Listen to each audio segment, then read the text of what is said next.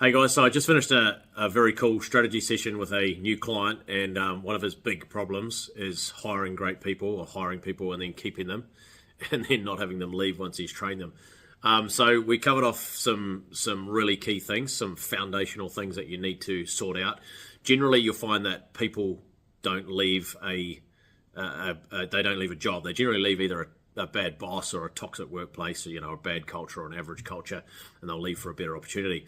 But if you can create a workplace culture, and there's a few simple things you can do. One is right from the start, create a good, simple recruiting process. So sell the dream.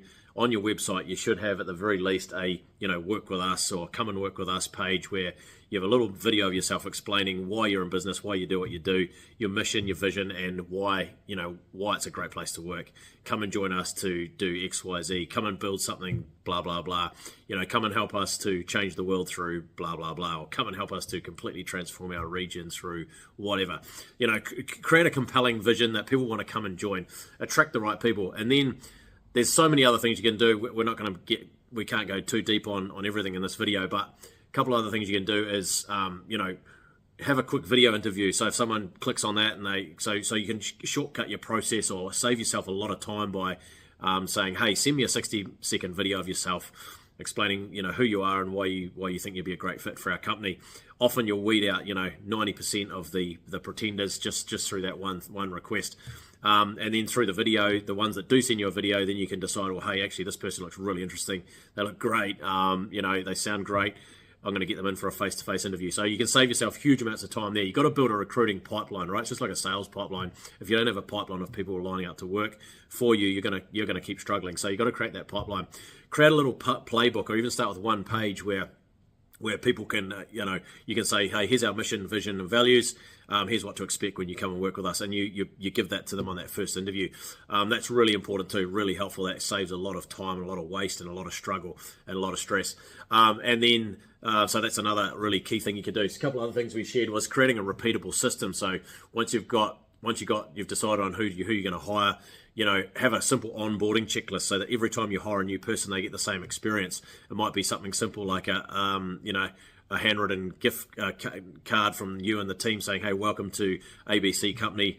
We're really excited about you joining us. Here's a little present, or here's a little gift voucher for you, to take you and your wife out to dinner, or yeah, so sorry, that just cut off there, but so by doing that, you create this really special onboarding experience. It might be a little gift and a letter, and then a checklist that you follow might be 5 points, 10 points, whatever it might be. And then that training is critical from those early days, that first 3 months, that first 90 days. It's really like a sprint, 90-day sprint to train them, the best way you possibly can, so that they all get the same experience. And of course, you're always improving that too, right? Everything's every process is open for improvement every single day.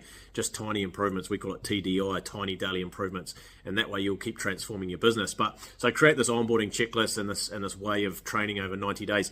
And then making sure you've got repeatable systems. So you're building a repeatable system. So the question to ask yourself is, will I ever have to do this again? It's, generally the answer is always yes, right? Let's say you are a fencing contractor, right? And you want to, and you've got no SOP or standard operating procedure for putting in a post. Well, get your new recruit. Let's say it's your first recruit or your second recruit, or you might have been in business 10 years, you might have 10 people. The next time you're on the job, like today, tomorrow, you say, hey, Bob, here's my phone. I want you to video me putting this post in, and this is going to become our new standard, right? Because unless you have a standard for everything and a standard operating procedure, you're going to get all sorts of quality variations. You're going to upset customers. You're going to have, your team's going to have no clear expectations. So you've got to have clear expectations. This is where standards are so critical. If you don't have a standard, you can't improve, because anybody that jumps in and says, I've got an improvement for how we put a post in, for example, if there's no standard to operate from, no SOP, that's not an improvement. It's just a variation of the way you do it, okay? So really key. Standardization is the key, or it's the foundation for employee empowerment and for continuous improvement. You can't have those two things without standardization. So there's a few ideas, and there was a couple of other things we covered off.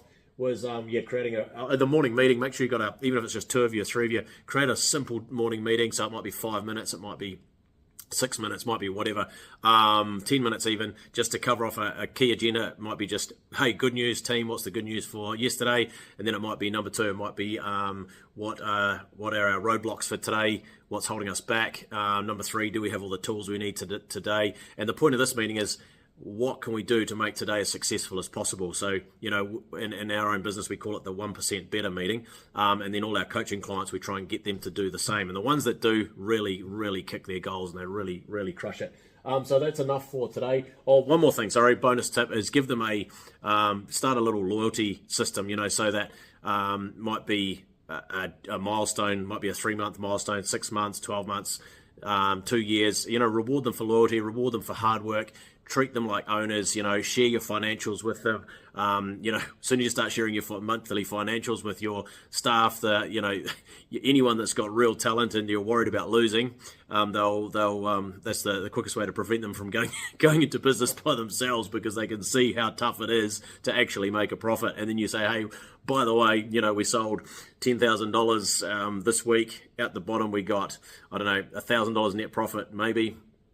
If that's 10% net profit, and then after that, we've got to pay 39% of that to the tax man, so by the time, most of these people don't understand these things. So if you start to teach and train them around financial literacy, so there's all these little things, and that's why the morning meeting is so powerful, because it's your daily drumbeat to build culture, solve problems, and make today as best as it possibly can be. And it gives your people a voice as well. So, you're building culture, people can feed back. It's very, very cool.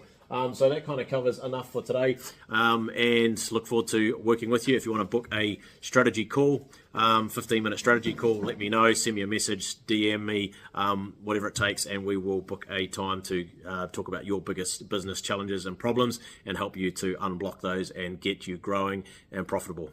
Have a great day.